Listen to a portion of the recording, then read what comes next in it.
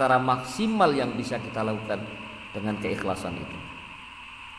Yang keempat, jadi prinsip kita berapa? Ketiga, yang berhak disembahnya Allah, ibadah tanpa perantara. Yang ketiga, ikhlas di ibadah. Yang keempat, ibadah itu sesuai dengan tuntunan. Ini khusus ibadah makhdoh. Saya tadi menyatakan tidak ada improvisasi, tidak ada tambahan atau tidak ada modifikasi, tidak ada. Jadi dalam hal ibadah makhdoh itu sesuai dengan tuntunan. Tuntunan itu apa? Dalil. Dalil itu apa? Dalam ibadah Al-Quran dan Sunnah Rasulullah Sallallahu Alaihi Wasallam. Nah, kalau kita beribadah, tuntunannya sudah jelas, tapi kita masih menambah-nambah, ya jangan-jangan ibadah kita malah tidak pas dengan tuntunannya.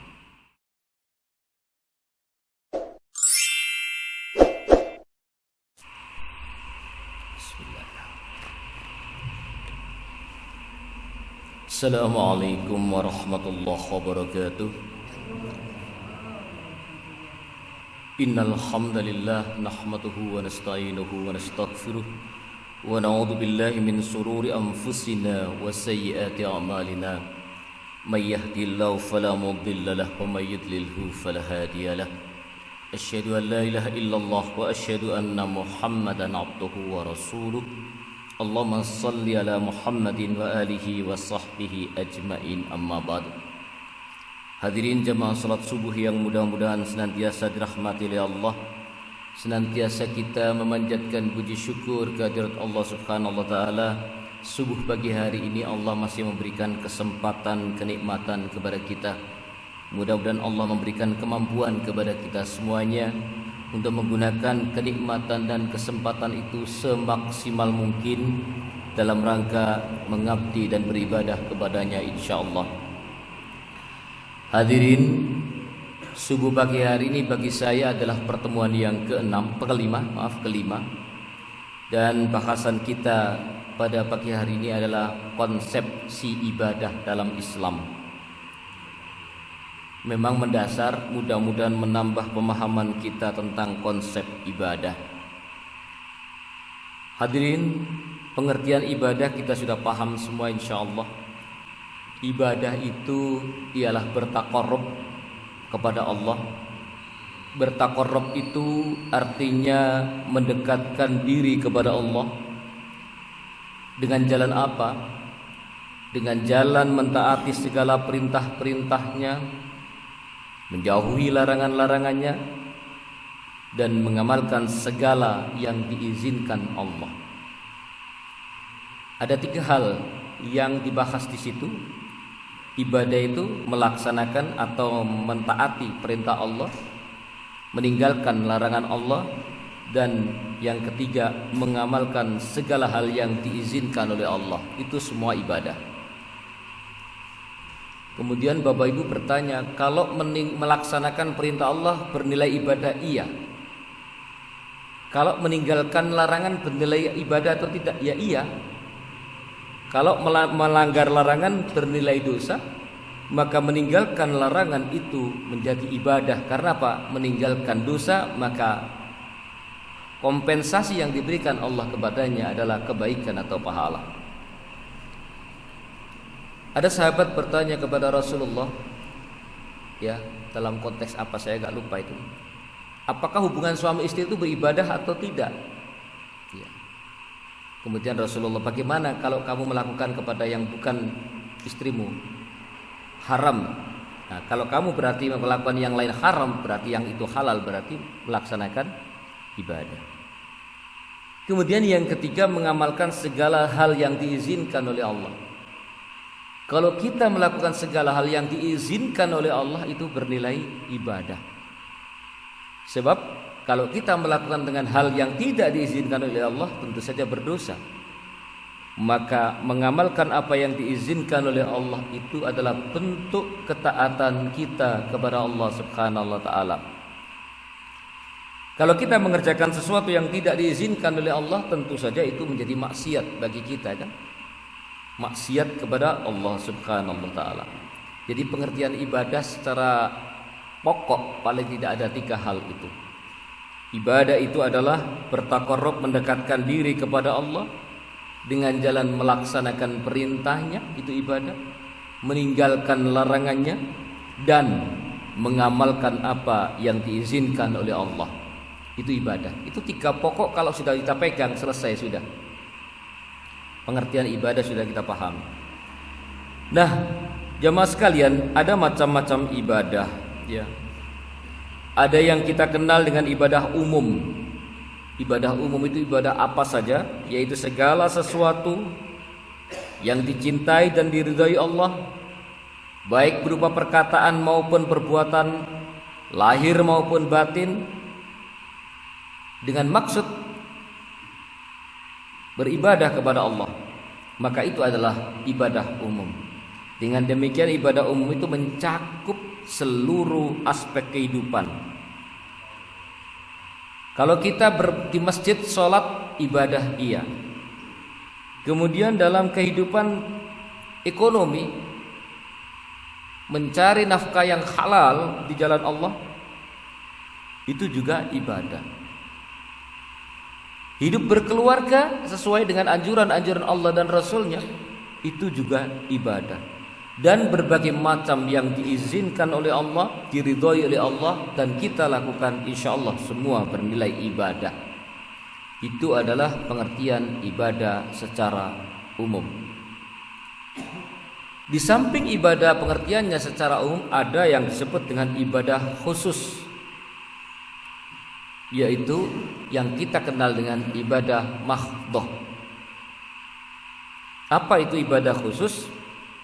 Ibadah khusus adalah apa yang telah ditetapkan oleh Allah, akan perincian-perinciannya, tingkah dan cara-caranya tertentu untuk pengabdian kepada Allah, seperti sholat, puasa, zakat, haji, zikir, doa dan sebagainya, sudah diatur secara rinci dan khusus. Itu adalah ibadah khusus atau ibadah mahdhah. Buka HPT halaman 277, pengertian sesuai dengan tarjih. Jadi ibadah khusus ini adalah ibadah yang memang sudah rinci diatur oleh Allah dan petunjuk Rasulullah sallallahu alaihi wasallam. Dalam hal ibadah umum kita boleh berinovasi, berimprovisasi, melakukan pemikiran-pemikiran bagaimana caranya ibadah itu dilaksanakan. Misalnya Bapak Ibu membangun masjid ini, mau membangun masjid, bagaimana caranya? Ya monggo, mau kerja bakti, mau diborongkan, mau apa, ya, dan seterusnya, itu ibadah secara umum. Tapi ibadah dalam arti khusus maka tidak boleh lagi ada inovasi, improvisasi, atau melakukan perubahan-perubahan atau penambahan-penambahan yang menyebabkan kaburnya aturan dasar asli daripada ibadah itu sendiri. Bukan urusan kalau ibadah mahdhah itu bukan urusannya baik atau tidak, bukan urusannya banyak atau sedikit, tapi urusannya taat gak kita dengan aturan-aturan Allah dan Rasulnya. Sholat subuh masih sehat-sehatnya kok cuma 2 rakaat, saya tambah 4 rakaat. Nah itu kan menurut kita lebih baik karena 4 rakaat. Tapi tidak bisa. Kenapa? Tentu Allah dan Rasulnya, Allah sudah menetapkan dan Allah Maha tahu segalanya. Rasul memberikan aturan mainnya. Kan Al-Quran mengatakan innas sholata kanat alal mu'minina kitaban mawquta. Sesungguhnya sholat itu kewajiban terhadap mukmin yang telah ditetapkan waktunya. Ada subuh, duhur dan seterusnya. Nah kenapa subuh itu kok 2 rakaat? Ya tuntunannya seperti itu. Tidak bisa lagi kita berimprovisasi, berinovasi, mungkin menurut kita baik. Seandainya subuh itu kita pakai 8 rakaat gitu mungkin lebih baik, kan tidak bisa begitu. Tidak bisa. Itulah yang namanya ibadah mahdhah. Tidak ada yang lebih tahu, lebih pintar, lebih menguasai selain yang menciptakan syariat itu sendiri, yaitu Allah, dan juga petunjuk yang diberikan oleh Rasulullah sallallahu alaihi wasallam. Maka kemudian dalam ibadah khusus ini kadang-kadang ada orang yang kemudian menambah-nambah dengan persepsinya masing-masing, yaitu urusan dia.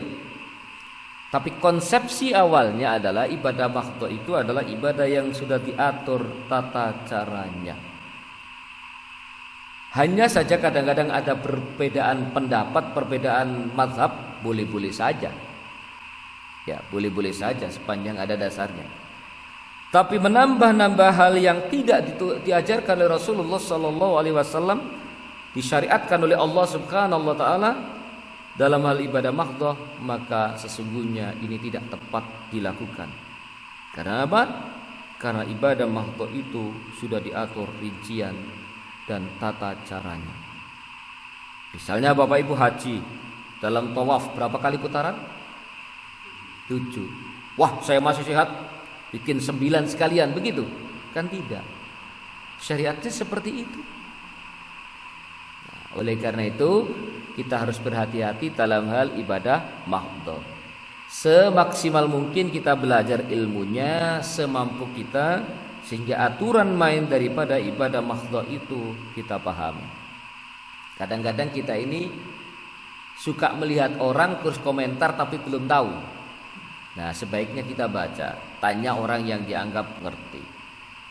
Tapi Pak, dalam ibadah mahdhah itu ada yang berbeda-beda ya? Bisa saja. Misalnya bismillah dalam imam ketika sholatnya jahar, sholat suara keras, ada yang disuarakan, dikeraskan, ada yang tidak dikeraskan. Itu memang dua-duanya ada dasarnya. Ya, hanya tarjih memilih yang disyirkan. Kenapa? Menganggap hadisnya lebih kuat. Bukan berarti yang lain salah, yang lain bisa jadi, tapi hadisnya lebih kuat yang mensyirkan. Sebab Rasulullah itu kadang berbeda-beda kondisi juga berbeda. Suatu ketika mungkin Rasulullah menjaharkan suaranya dalam masalah bismillah ketika ngimami. Tapi hadis yang dipakai, yang dipandang kuat adalah lebih banyak melakukan dengan sir. Maka itulah yang dipegang oleh tarjih Muhammadiyah. Beda perbedaan itu boleh, tidak ada masalah. Ya, dua-duanya ada dasarnya. Nah, Bapak Ibu sekalian, sekarang kita bahas tentang pentingnya ibadah. Ya, pentingnya ibadah. Allah mengatakan di dalam Al-Quran surah Az-Zariyat ayat 56, "Wa ma khalaqtul jinna wal insa illa liya'budun." Jadi ibadah itu merupakan tujuan, ya, tujuan daripada Allah menciptakan kita semuanya. Dan aku Allah tidak menciptakan jin dan manusia melainkan supaya mereka mengabdi beribadah kepada aku.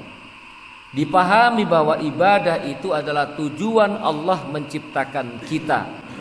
Yang lain-lain itu bukan tujuan, ya hanya sekedar tambahan. Tapi pasti bahwa tujuan Allah menciptakan jin dan manusia itu adalah untuk beribadah, mengabdi kepada-Nya. Az-Zariyat ayat 56. Pak, manusia itu diciptakan sebagai khalifah di muka bumi ini, benar, tidak salah. Tapi wa ma khalaqtu itu kata-kata yang tegas, ya. Dan aku tidak menciptakan jin dan manusia kecuali untuk mereka itu mengabdi beribadah kepadaku. Jadi dipahami tujuan yang utama diciptakan Allah manusia ini adalah untuk beribadah. Itulah pentingnya ibadah. Jadi kalau ada orang yang kemudian sudah menjadi makhluk Allah, diciptakan oleh Allah yang namanya manusia ini, kemudian dia tidak mau melakukan ibadah, maka tentu dia tidak paham untuk apa dia diciptakan oleh Allah Subhanahu wa taala. Silakan Pak. Bismillah. Baik. Yang kedua, pentingnya ibadah. Allah mengutus para rasul.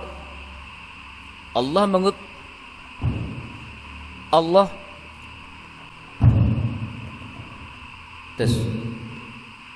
mengutus para rasul dengan risalah ibadah. Dengan risalah ibadah. Allah berfirman dalam Al-Quran surah Al-A'raf ayat 59, "Laqad arsalna Nuhan ila qaumihi Qala ya qaumi ibudullaha ma lakum min ilahin ghairuh inni akhafu alaikum adzaba yaumin adzim. Sesungguhnya kami Allah telah mengutus Nuh kepada kaumnya.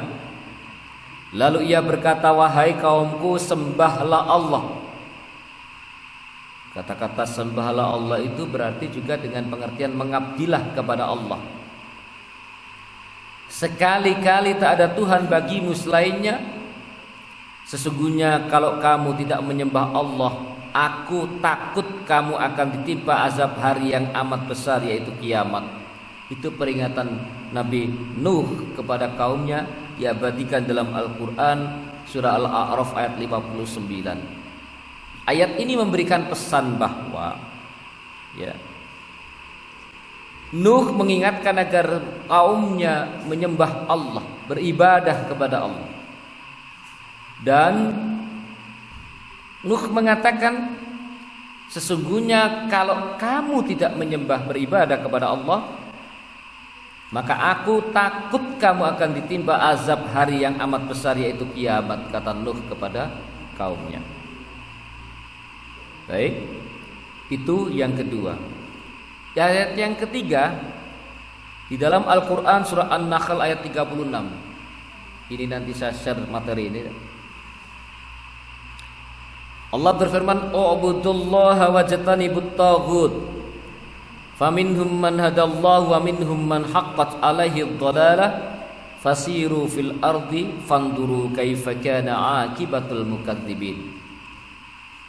Sembahlah Allah saja dan jauhilah taghut itu. Maka di antara umat itu ada orang-orang yang diberi petunjuk oleh Allah, dan ada pula di antara orang-orang yang telah pasti kesesatan baginya. Maka berjalanlah kamu di muka bumi dan perhatikan bagaimana kesudahan orang-orang yang mendustakan rasul-rasul. Jadi ayat ini berbicara sembahlah Allah saja. Artinya menyembah, mengabdi dan beribadah kepadanya. Yang ayat yang berikutnya Allah mencelah orang-orang yang enggan melakukan ibadah. Az-Zukhruf ayat 60 Allah berfirman, "Wa qala rabbukum ud'uni astajib lakum innal ladzina yastakbiruna an ibadati sayadkhuluna jahannama dakhirin." Dan Tuhanmu berfirman, berdoalah kepadaku, niscaya akan kuperkenankan bagimu. Sesungguhnya orang-orang yang menyombongkan diri dari menyembah dan beribadah kepadaku, kata Allah, akan masuk neraka jahanam dalam keadaan hina. Az-Zukhruf ayat 60. Itu beberapa ayat tentang pentingnya ibadah. Nah, bahasan ini baru pengantar Bapak Ibu sekalian. Kita masuk pada prinsip ibadah. Setelah tahu pentingnya ibadah, tujuannya Allah menciptakan kita ibadah, maka kita masuk pada prinsip-prinsip ibadah. Prinsip itu artinya sesuatu yang harus dilaksanakan, sesuatu yang harus dipegangi dalam melaksanakan ibadah. Kalau tidak dipegangi, maka tentu saja bisa keluar dari tujuan ibadah itu sendiri. Prinsip yang pertama, ibadah itu adalah yang berhak disembah. Al-ma'bud wahdahu, satu-satunya yang berhak disembah hanya Allah Subhanahu wa taala. Sudah tahu Pak kalau begitu? Iya kan? Kita sudah tahu, tapi kadang dalam pengamalannya ya tidak usah orang lain, saya saja melakukan ibadah bener tah. Aku ini beribadah hanya karena Allah. Ojo-ojo, ada gitu kan kadang-kadang? Gak usah orang lain, saya sendiri. Ojo-ojo, jangan-jangan masih ada tujuan-tujuan selain itu. Namanya manusia, setan selalu membisikkan kepada kita, menggoda hati kita. Bapak Ibu nyumbang masjid ini 1 juta. Awalnya saya yakin ikhlas. Tidak ada orang yang tidak ikhlas. Tapi kemudian iya ya, wong tonggoku sing luwih sugih nyumbang 500, lha apa aku nyumbang 1 juta. Iya kira-kira Pak. Kira-kira gimana? Jadi kalau sudah menyumbang berapapun, al-ma'bud wahdahu, satu-satunya tujuan Allah. Bah wong liya ini, bah wong liya gitu kan gitu, Pak. Enggak ada urusan. Lah ini yang berat itu, Pak. Ini yang berat itu kan ini kan. Saya melakukan niat sudah, al-ma'bud wahdahu, tujuan satu-satunya hanya Allah. Wong liya ini, ya itu urusan mereka. Saya tidak ada urusan. Berat loh Pak ini, Pak. Teorinya gampang. Apalagi kalau kemudian suatu ketika diuji oleh Allah, dikecewakan. Bapak Ibu misalnya ya, biar pelajaran. Bapak Ibu sudah nyumbang masjid ini, misalnya ada seorang nyumbang 10 juta nyumbang masjid ini. Tiba-tiba suatu ketika merasa kecewa dengan panitia atau dengan takmir, apa ya, karena sepele tapi kecewa. Kira-kira sanggup nggak jogo infake? Kan berat kan? Wah, aku tak sumbang sakmono kok. Iya. Ayo kita lupakan amal baik kita. Lupakan Bapak Ibu kalau mau pernah nyumbang sini, nyumbang sana, itu lupakan. Anggap aja tidak ada.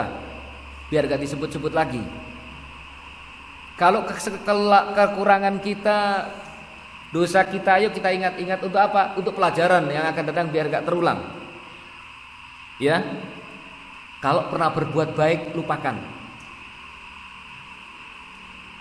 Kadang-kadang malah ingin disebut, gimana caranya? Ya, lupakan. Jadi memang tidak mudah Ibu Bapak sekalian. Perbuatan baik kita yang lupakan itu biasanya itulah yang kita ambil di akhirat nanti. Iya kan? Kita lupa kita sudah berbuat baik, itulah yang kita ambil. Tapi kalau berbuat baik masih diingat-ingat terus, disebut-sebut terus, ya jangan-jangan kan begitu. Ingat, ini prinsip pertama. Al-ma'bud wahdahu, satu-satunya tujuan kita yang berhak disembah, yang berhak diibadahi, yang berhak untuk menjadi tujuan seluruh aktivitas ibadah kita hanya Allah satu-satunya. Teorinya gampang, pengamalannya berat ya. Tidak usah orang lain, saya sendiri menyatakan berat sekali. Ya, berat sekali. Jadi yang pertama, ingat, kalau ibadahnya nggak ada al-ma'bud wahdahu, satu-satunya yang berat disembah, diibadahi adalah Allah Subhanahu wa taala, ya tertolak ibadahnya Bapak Ibu sekalian. Allah itu tidak mau diduakan. Ya. Pak, saya menyumbang masjid sambil infak, sambil saya mau kampanye nanti saya mencalonkan diri, Pak. Gimana kira? Gimana kira-kira? Saya nanti mau mencalonkan diri, saya nyumbang masjid 15 juta, sambil nyumbang, sambil saya memperkenalkan diri kepada masyarakat. Kira-kira bagaimana? Sampeyan jawab, ben pangeran sing nyatet. Iya, enggak usah dikomentari. Ben pangeran sing nyatet. Nah, ini memang teorinya gampang Bapak Ibu, tapi sangat berat. Tapi ini kita sampaikan biar apa? Biar kita ini sama-sama punya ghirah, semangat yang sama untuk beribadah. Yang kedua, prinsip beribadah yang kedua. Bapak Ibu, ini kalau diajarkan di Kemuhammadiyaan ini di SMP, Pak. Ya, tapi ini saya ramu biar kita cocok untuk di sini. Ibadah itu tanpa perantara, Bapak Ibu sekalian. Cukuplah kalau kita dengan manusia bisa pakai perantara. Saya mau ke bupati karena saya nggak bisa menghadap langsung, saya lewat ajudannya, boleh. Tapi dalam beribadah tidak ada perantara. Allah itu maha melihat, maha mendengar, maha mengetahui. Ngapain pakai perantara segala? Salat ya untuk Allah, doa ya langsung kepada Allah, zikir ya langsung kepada Allah. Kurang apa Allah? Ini bahasa kerasnya kalau cerah. Allah maha mendengar, maha melihat, maha mengetahui yang diucapkan maupun yang tidak diucapkan, yang terbesit dalam hati kita. Allah maha tahu. Loh kok saya butuh perantara bagaimana? Ya. Tidak perlu perantara. Allah maha tahu segala-galanya tentang kita. Maka ibadah itu tanpa perantara. Berdoa langsung kepada Allah. Minta didoakan boleh, tapi kalau melalui perantara wasilah itu yang tidak disyariatkan. Ya. Minta, wah ini orang alim saya minta didoakan, boleh. Ya. Jadi sholat ibadah tanpa perantara. Jadi prinsip itu, kalau kita beribadah apapun, ya langsung tujuan kita kepada Allah. Berdoa, ya langsung kepada Allah. Itu tanpa perantara. Ini kalau diterjemahkan panjang ini turunannya, tapi tidak usah saya. Ya, tidak usah. Nah, kadang-kadang ada orang berlindung di dalam kesesatan. Ini maksudnya memang kepada Allah hanya melalui perantaraan ini kan begitu. Pernah dengar begitu? Kalau dalam hal ibadah mahdhah sudah tidak ada itu kata-kata itu. Salat kita ya Allah yang tahu, ya tujuan kita ya Allah. Perkara orang lain tahu atau tidak tahu, perkara orang lain mengatakan para itu salatnya enggak sah itu ya tidak apa-apa. Apa pusingnya kan begitu? Iya kan? Jangan marah. Sampai usah ngomong salatku enggak sah itu apa? Yang terima salat itu siapa? Sepanjang kita melaksanakan ibadah, belajar tentang syarat rukunnya, kita laksanakan berusaha sungguh-sungguh, selebihnya sudah serahkan kepada Allah. Saya sendiri nggak tahu Pak, sholat saya diterima atau tidak. Ada yang yakin sholatnya diterima? Ada yang yakin? Sombong Pak kalau yakin. Ya, kita berusaha maksimal. Urusan lainnya itu hanya Allah yang tahu. Apakah sholat saya, puasa saya diterima oleh Allah? Tidak tahu. Kita hanya berikhtiar maksimal yang bisa kita lakukan. Mudah-mudahan diterima oleh Allah. Itu baru mudah-mudahan berdoa kita. Yang ketiga, jadi ibadah tanpa perantara, prinsip yang kedua. Prinsip yang ketiga, ikhlas itu sendi ibadah. Tidak akan diterima ibadah seseorang kalau enggak ikhlas. Sakjane aku iki ikhlas tapi loh, kalau sakjane barang ini gimana? Ikhlas ya ikhlas, enggak pakai sakjane. Aku jane nyumbang masjid itu ikhlas tapi loh, tapi ini piye carane? Enggak ada tapi-tapian kalau ikhlas itu. Kalau ikhlas itu ya pokoknya saya melakukan gitu aja. Orang lain tahu enggak tahu enggak ada urusan, orang lain mengecam tidak ada urusan. Itu berat, Pak. Itu berat. Jadi aku ini ikhlas jadi tapi dulu soalnya tapi ini berarti gak ikhlas. Ibu-ibu hati-hati kalau sudah melakukan infak, sedekah, kebaikan sudah hilangkan itu dari ingatan kita biar gak ada tapi-tapian. Jadi ikhlas itu adalah sendi ibadah yang akan diterima. Apakah saya ini sholat saya ikhlas? Saya nggak tahu. Saya tidak tahu. Iya kan? Jangan-jangan kita merasa ikhlas tapi Allah Maha tahu apa yang ada di dalam hati kita. Hanya saja kita dituntut untuk bekerja maksimal semampu kita. Ya kita bukan Rasul, bukan Nabi, bukan sahabat. Keimanan kita, ketakwaan kita jauh di bawah Nabi dan para sahabat. Sedangkan Ali bin Abi Thalib saja, ingat kasus ketika diberi sayembara tentang kamu bisa sholat ikhlas atau tidak, pernah dengar cerita itu? Ya, iya kan? Itu setingkat Ali lah, jangan setingkat kita kayak apa kan begitu. Artinya ikhlas itu kita yakini, kita pedomani, dasar prinsip ibadah kita harus dengan ikhlas. Hanya saja kita ini lemah dalam hal ini, maka kita berikhtiar secara maksimal yang bisa kita lakukan dengan keikhlasan itu. Yang keempat, dari prinsip kita berapa? Ketiga, yang berhak disembahnya Allah, ibadah tanpa perantara. Yang ketiga, ikhlas di ibadah. Yang keempat, ibadah itu sesuai dengan tuntunan. Ini khusus ibadah mahdhah. Saya tadi menyatakan tidak ada improvisasi, tidak ada tambahan atau tidak ada modifikasi, tidak ada. Jadi dalam hal ibadah mahdhah itu sesuai dengan tuntunan. Tuntunan itu apa? Dalil. Dalil itu apa? Dalam ibadah Al-Quran dan Sunnah Rasulullah Sallallahu Alaihi Wasallam. Nah, kalau kita beribadah, tuntunannya sudah jelas, tapi kita masih menambah-nambah, ya jangan-jangan ibadah kita malah tidak pas dengan tuntunannya. Kadang-kadang kita ini beribadah, sebagian orang melaksanakan ibadah tidak dibarengi dengan pemahaman ilmu, tidak ingin mengetahui tata caranya, tapi justru copy paste melihat orang lain itu yang kita amalkan. Dan ini banyak, nuwun sewu. Bapak Ibu, orang sholat baik gak? Orang sholat sunnah baik gak? Baik. Kalau sholat sunnah di makam kira-kira boleh gak? Kadang-kadang ada ziarah kubur, ziarah makam dan sebagainya. Orang yang gak paham tentang kemudian sholat di situ dan yang lain ikut-ikutan sholat. Padahal larangan sholat di kuburan itu. Sholatnya baik, ya, sholatnya baik, tapi kemudian tidak sesuai dengan tuntunan. Bapak Ibu sekalian, ziarah kubur baik gak? Baik, ya. Ziarah kubur itu dalam rangka ingat akan mati. Ada orang ziarah kuburnya cari hari Jumat, boleh atau tidak boleh, boleh saja. Tapi yang kemudian tidak boleh ada hal-hal yang di luar ketentuan. Misalnya kemudian dia ziarah kubur, kemudian di situ dia sholat sunnah di kuburan. Bagaimana? Ini yang tidak boleh. Bapak Ibu, jadi yang keempat adalah ibadah sesuai dengan tuntunan.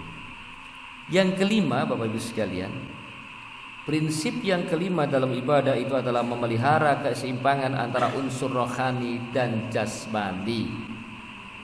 Maksudnya begini, kita ini sering ibadah kita ini hanya mengikutkan unsur jasmani yang potensial saja, tapi tidak dibarengi dengan rohani. Sholat ya fisik kita sholat, tapi setelah sholat itu apa? Apakah cukup selesai sholat kita sampai di situ? Sesungguhnya dalam ibadah itu jasmaninya melakukan amalan tertentu, rohaninya, pikirannya itu juga dibimbing agar melakukan atau berpengaruh terhadap ibadahnya itu, terpengaruh terhadap ibadahnya itu. Saya ambil contoh misalnya, kita diperintahkan mendirikan sholat. Oke, kita mengamalkan sholat. Apakah sudah cukup setelah salam itu selesai? Belum cukup. Kenapa? Karena sesungguhnya yang diperintahkan itu adalah mendirikan sholat, bukan mengerjakan sholat. Mendirikan sholat artinya amalan sholat itu dikerjakan, tapi nilai-nilai sholat itu diamalkan. Mohon maaf, saya ingin tanya kembali, mudah-mudahan masih ingat. Masih berapa menit Pak? Masih panjang? Ya. Kalau Bapak Ibu ditanya, Bapak Ibu sholat untuk apa sih misalnya? Pertanyaan yang mendasar, gampang begitu saja. Jawabannya akan macam-macam kan? Tapi sesungguhnya jawaban itu sudah ada di dalam Al-Quran, sehingga tidak perlu macam-macam. Untuk apa kita sholat? Yang pertama, Adz-Dzariyat 56, wa ma khalaqtul jinna wal insa illa liya'budun. Sesungguhnya sholat itu dalam rangka beribadah, mengabdi, pengabdian kita kepada Allah. Adz-Dzariyat ayat 56. Siapa yang sholat tapi tidak maksud mengabdi kepada Allah, pasti sholatnya tidak diterima. Yang pertama, tujuannya sholat itu pengabdian kepada Allah, pasti. Tujuan sholat yang kedua apa? Disebutkan juga dalam Al-Quran Surah Toha ayat 14. Allah mengatakan wa aqimis sholata li dzikri, dan dirikanlah sholat untuk mengingatku. Untuk itu berarti kan tujuan kan? Dirikanlah sholat untuk mengingatku. Kita kadang-kadang sholat aja ngelamun Pak saya, iya kan? Dan dirikanlah sholat untuk mengingatku. Berarti apa? Salah satu tujuan sholat yang kedua, surah Toha ayat 14 itu adalah untuk mengingat Allah. Untuk mengingat Allah. Berarti kalau untuk mengingat Allah, setelah sholat ya ingat Allah itu harus dibawa terus di luar sholat. Kan begitu, mendirikan sholat itu. Yang ketiga, tujuan sholat apa? Buka Al-Quran surah Al-Ankabut ayat 45. Ya, silakan duduk. Tujuan sholat yang ketiga, buka Al-Quran surah Al-Ankabut ayat 45. Dan panjenengan sudah hafal semua ini. Innas sholata tanha anil fakhsya'i wal munkar. Sesungguhnya sholat itu diharapkan siapapun yang mengerjakan sholat dapat menghindarkan diri dari perbuatan keji dan mungkar. Itu tujuan sholat. Bukan sekedar melakukan amalia, dimulai dengan takbiratul ihram, diakhiri dengan salam. Bukan hanya sekedar itu. Tetapi mendirikan sholat itu ada tujuan-tujuan seperti itu di dalam Al-Quran yang harus kita pahami.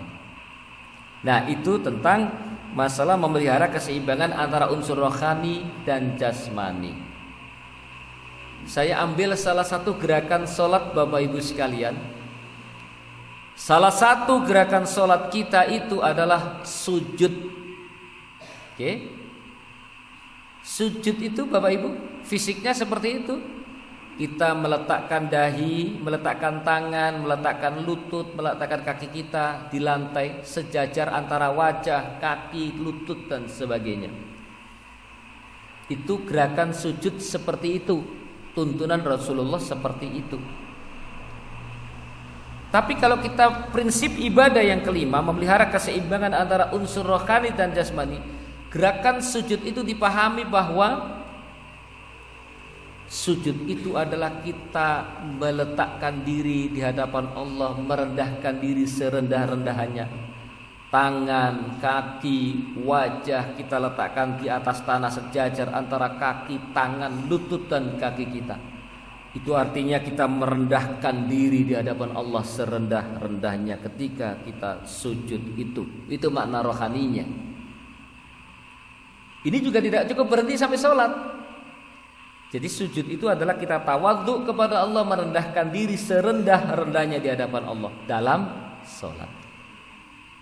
Maka rohani yang kita pegang, sisi rohaninya adalah di luar sholat pun kita harus menundukkan diri di hadapan Allah. Jadi kalau orang di luar sholatnya masih adigang, adigung, adiguno, ya tahu anak-anak nggak tahu adigang, adigung, adiguno, masih menyombongkan diri, masih merasa dirinya sesuatu, berarti sujudnya belum pas. Kan gitu Pak ya? Itu makna prinsip ibadah itu memelihara antara keseimbangan unsur rohani dan jasmani. Jadi sholat bukan sekedar melaksanakan amalan dimulai dengan takbiratul ihram, diakhiri dengan salam, tidak cukup sampai di situ. Tapi ada hal-hal yang harus diperhatikan, yaitu apa? Gerakan-gerakan sholat, bacaan-bacaan sholat itu harus dipahami, karena disitulah unsur rohani kita bekerja. Dan dari sholat itu kemudian keluar sholat akan terbawa aktivitas itu, pesan-pesan sholat itu dalam kehidupan kita. Teorinya gampang Pak, ngamalkannya susah. Jadi Bapak Ibu sekalian, kalau ada orang ya, misalnya nun sewu, mudah-mudahan tidak bermaksud menjelekkan siapapun, orang sholat tapi masih melakukan kesombongan. Orang di masjid sholat tapi misalnya di luar sana korupsi, ya kan berarti dia nggak tunduk dong sama Allah. Allah mengatakan carilah yang halal, kan begitu kan? Yang kedua tadi tujuan sholat mengingat Allah. Salah satu wa aqimis sholata lidzikri, dan dirikanlah sholat untuk mengingatku. Maka sesungguhnya diharapkan kita ini ketika sholat sarana untuk berkomunikasi mengingat Allah terus menerus. Maka di luar sholat juga harus mengingat Allah. Maka kalau ada orang yang kemudian sholatnya tekun tapi maksiatnya tekun, berarti dia belum mengingat Allah. Kalau ada orang yang sholat tapi kemudian masih di luar, masih tergoda dengan korupsi, maka berarti dia di luar sholat tidak mengingat Allah. Kalau mengingat Allah pasti dia tidak mau melakukan itu, karena saat itu dia lupa maka dia melakukan itu. Maka itulah yang dimaksud dengan memelihara keseimbangan antara unsur rohani dan jasmani dalam prinsip beribadah kepada Allah. Oke. Yang keenam, prinsip beribadah kepada Allah itu adalah mudah dan meringankan. Ibadah itu mudah dan meringankan. Jangan dipersulit, jangan diberat-beratkan. Ada beberapa kemudahan yang diberikan oleh Allah kepada kita. Orang sholat bisa berdiri, gak bisa dengan duduk, gak bisa duduk dengan berbaring, gak bisa berbaring dengan isyarat. Kalau kita bepergian sholat bisa dijamak, bisa dikosor. Kalau kita naik kendaraan, sholat juga bisa dilakukan di kendaraan. Apa yang susah? Islam itu sangat mudah. Tapi kadang-kadang orang mempersulit diri dengan beribadah itu. Nun sewu, ini live enggak Pak? Oke, nanti dipotong Pak ya. Kadang-kadang orang nggak paham bahwa prinsip ibadah dalam Islam itu meringankan. Nun sewu. Ada orang karena kecelakaan, nun sewu, kakinya diamputasi satu. Kemudian berdirikan dengan satu kaki. Saya saksikan sendiri, saya mau mengingatkan gimana caranya. Dia paksakan sholat berdiri, Pak. Padahal dia boleh dengan duduk kan? Ya setengah mati lah Pak sholat dengan, apalagi kalau agak panjang kaki satu. Iya kan?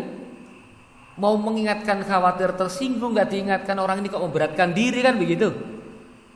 Saya masih kuat kok loh. Bukan begitu, agama itu sifatnya bukan memulosoro orang, apa memulosoro itu Pak.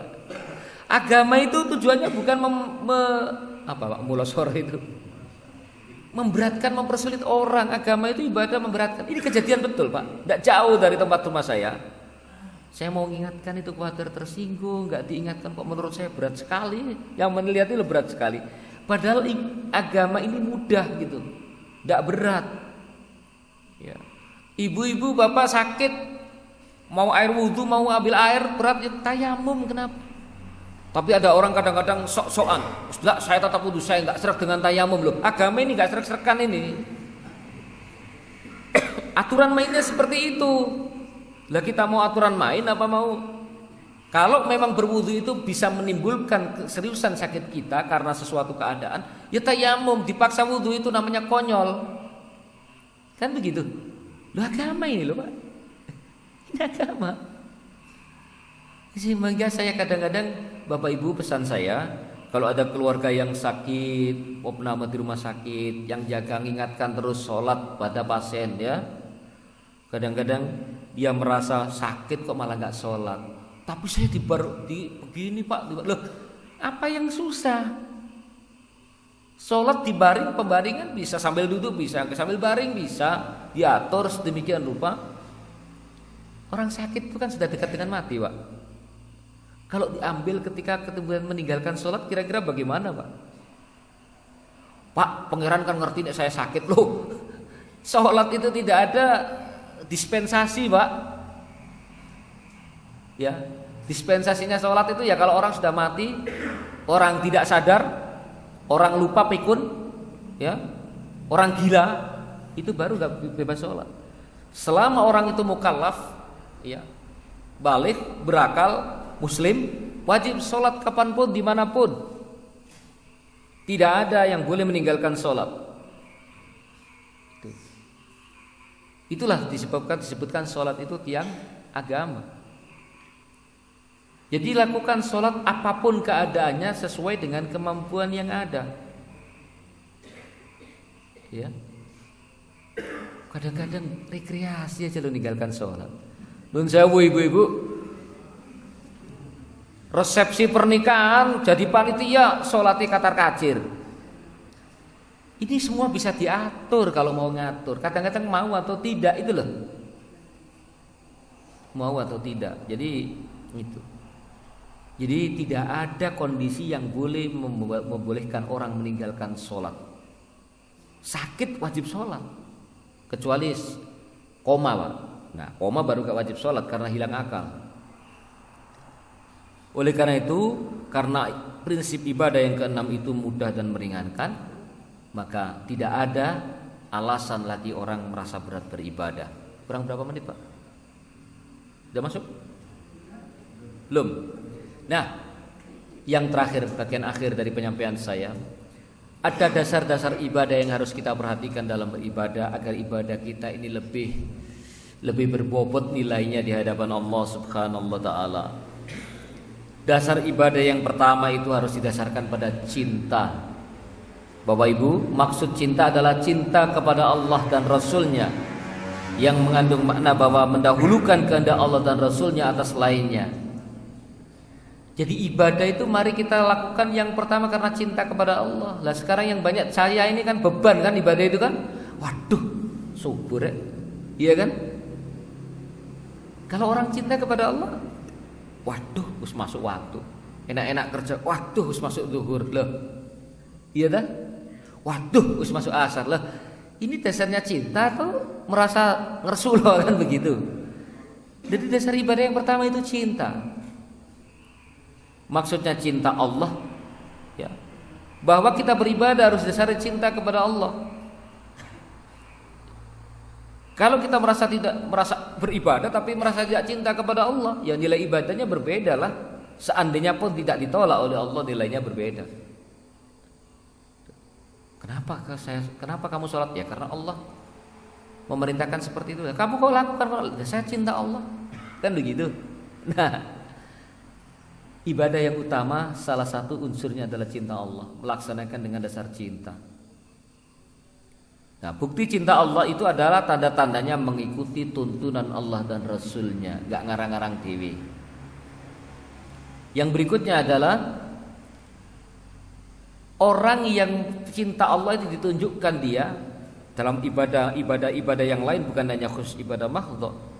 Berusaha sekuat tenaga untuk meraih segala sesuatu yang dicintai oleh Allah, menambah cintanya Allah kepada dia.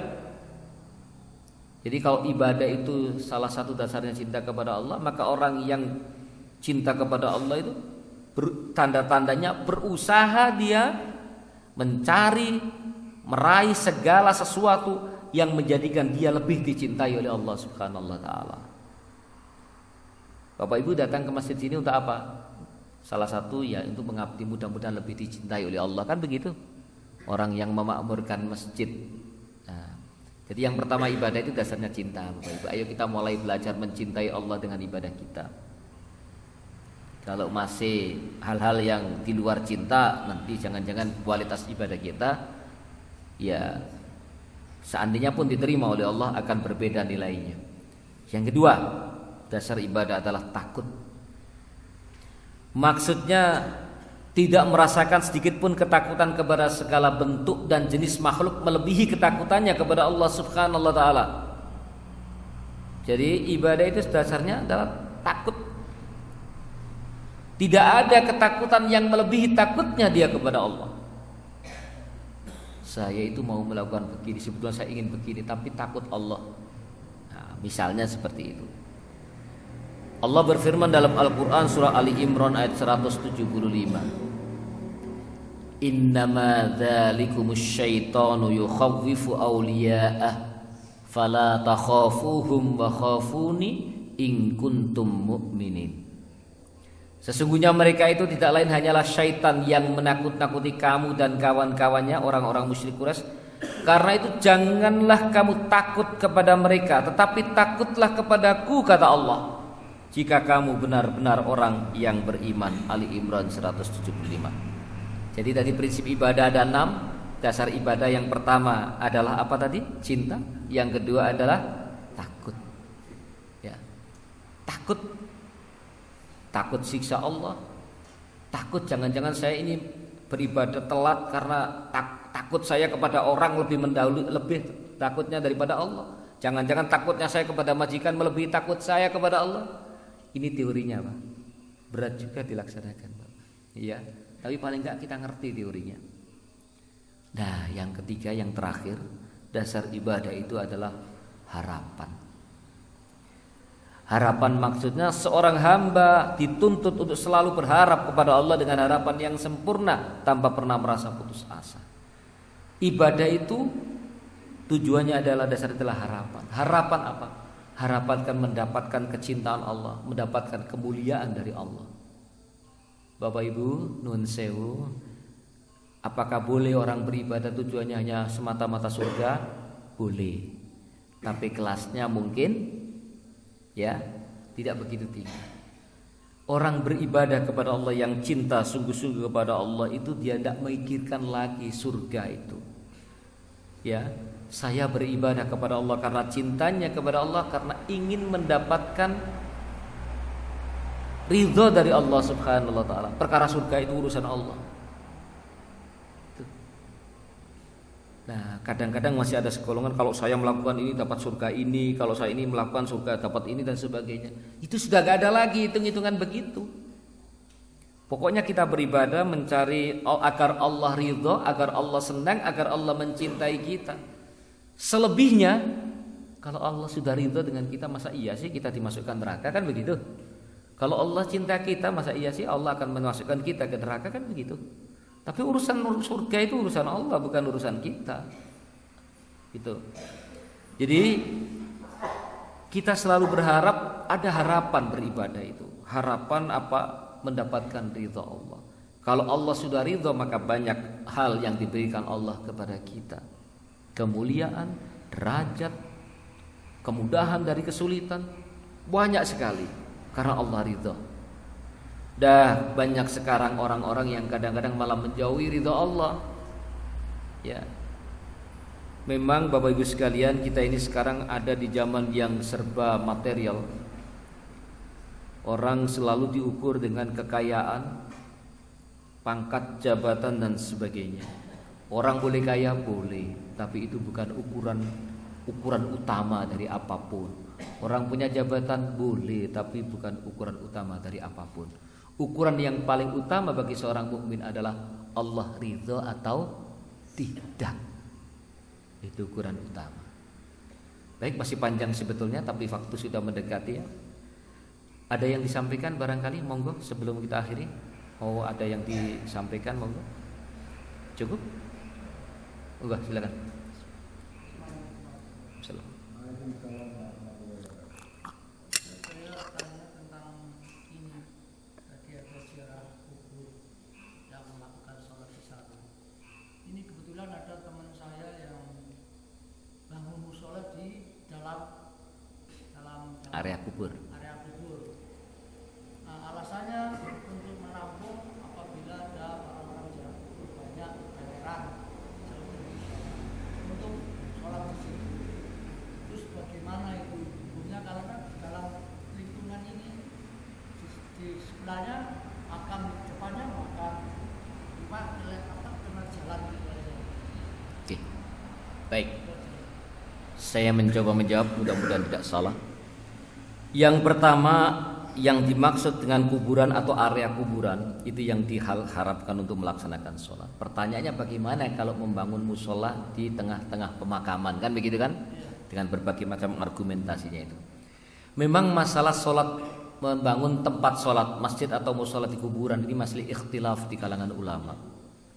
Ya, ikhtilaf di kalangan ulama. Ada yang mengatakan tidak boleh, ada yang mengatakan boleh dengan argumentasinya. Tapi bagi saya, menurut saya, mudah-mudahan tidak salah, kalau tanah itu masuk area pekuburan misalnya, harus dikonkretkan dulu bahwa tanah itu keluar dari area pekuburan. Entah dihibahkan, diwakafkan, dibeli atau apapun. Kalau sudah di luar area perkuburan, maka saya kira sudah gak jadi masalah. Tapi kalau memang masih dalam komplek pekuburan dan memang tanah itu diperuntukkan untuk pemakaman, ini memang ikhtilaf di kalangan ulama. Ikhtilaf itu masih terjadi perbedaan. Saya spontan ini gak bisa menyampaikan dalil-dalilnya ya. Masih ikhtilaf di kalangan ulama, di antara yang membolehkan dan yang tidak membolehkan sama sekali. Bahkan memang ikhtilaf ini bukan hanya di kalangan ulama Indonesia, sampai ulama internasional. Maka terhadap yang seperti itu saya gak bisa menjawab secara spontan. Nanti jangan-jangan salah, lupa, karena ada dalil-dalil, ada permasalahan itu. Bagaimana nanti coba dikukuhkan membangun masalah atau masjid di pemakaman itu bahasannya sudah panjang itu, banyak sekali bahasan tentang itu. Ya, tapi konkret saya kalau memang masih area perkuburan memang ikhtilaf di kalangan ulama, bahkan sebagian banyak yang tidak membolehkan. Tapi cara mengatasinya adalah keluarkan tanah itu dari area pemakaman. Bagaimana caranya? Bisa konversi tanah. Area pemakaman dipersempit, itu dijadikan wilayah publik misalnya kan, peruntukan itu menyangkut tata peruntukan. Ya kalau itu ya mungkin masih bisa ditolerir kayak gitu. Tapi kalau tidak mungkin memang masih ikhtilaf di kalangan ulama. Dan saya belum bukan kapasitas orang yang punya hak untuk menyampaikan fatwa gitu. Enggak, yang lain cukup Pak? Cukup ya? Nanti panjang-panjang tambah harus banyak yang saya pertanggungjawabkan. Nah, Bapak Ibu sekalian, sebagai penutup dari pengajian kita bahwa memang dalam hal ibadah, khususnya ibadah mahdhah ini kita dituntut terus untuk belajar. Paling enggak belajar tata cara. Kalau paling minim Bapak Ibu, kalau ada tuntunan ibadah boleh, dari tajih boleh. Tapi paling minim seandainya ada di situ, pokoknya belikan Bulughul Maram, Pak. Kitab Bulughul Maram dan terjemahnya. Bulughul Maram itu hadis-hadis yang membahas tentang fikih. Ya, ada tata cara sholat. Saya ambil contoh misalnya, ini kan ikhtilaf Pak. Bolehkah berdoa dengan mengangkat tangan? Ya kan? Nah, kemudian berdoa dengan mengangkat tangan itu memang ikhtilaf. Nah, ada di Bulughul Maram itu catatan, saya nggak lupa hadis nomor berapa itu ya, bahwa doa dengan mengangkat tangan itu hadisnya dhaif. Tapi di hadis yang lain bukan itu, membolehkan mengangkat tangan. Maka tarjih Muhammadiyah berpendapat bahwa berdoa dengan mengangkat tangan hukumnya masyru'. Masyru' itu artinya disyariatkan. Dulu orang Muhammadiyah nggak mau doa dengan mengangkat tangan itu. Tapi ini fatwa tarjih sekitar tahun 2007 atau 2008 setelah dikaji kembali dalilnya. Karena pertama ada di hadis di kitab Bulughul Maram itu, bahwa hadis yang mengatakan Rasulullah mengangkat tangan sampai kelihatan, yakni itu dijelaskan di situ hadisnya lemah. Tapi setelah ada kajian, ada hadis lain yang menerangkan yang lainnya sahih hadis itu. Maka pendapat itu kemudian dianalisis semuanya. Maka tarjih Muhammadiyah berpendapat bahwa berdoa dengan mengangkat tangan itu hukumnya masyru'. Masyru' itu apa? Disyariatkan. Artinya boleh dilakukan, tapi tidak merupakan sunnah. Nah, beda lagi. Kalau sunnah itu kan hampir setengah harus dilaksanakan, kan begitu. Masyru' itu artinya disyariatkan, begitu. Nah, yang begini-begini memang kita harus memulai memahami tentang tuntunan ibadah kita yang dasar, terutama untuk apa? Ini semata-mata untuk meningkatkan kualitas ibadah kita kepada Allah Subhanahu wa taala. Kurang lebihnya mohon maaf, mudah-mudahan Allah Subhanahu wa taala mengampuni kekurangan-kekurangan saya dalam menyampaikan ini, dan mudah-mudahan Allah Subhanahu wa taala senantiasa membimbing kita semuanya sehingga kita semuanya dalam beribadah kepada Allah semakin hari semakin baik, semakin tertuntun dengan syariat-syariat Allah yang benar, dan mudah-mudahan ibadah kita betul-betul menjadikan kita orang yang dicintai oleh Allah Subhanahu wa taala dan senantiasa diridhoi oleh Allah Subhanahu wa taala. Mari kita tutup dengan doa kafaratul majlis. Subhanakallahumma wa bihamdika asyhadu an la ilaha illa anta astaghfiruka wa atubu ilaik.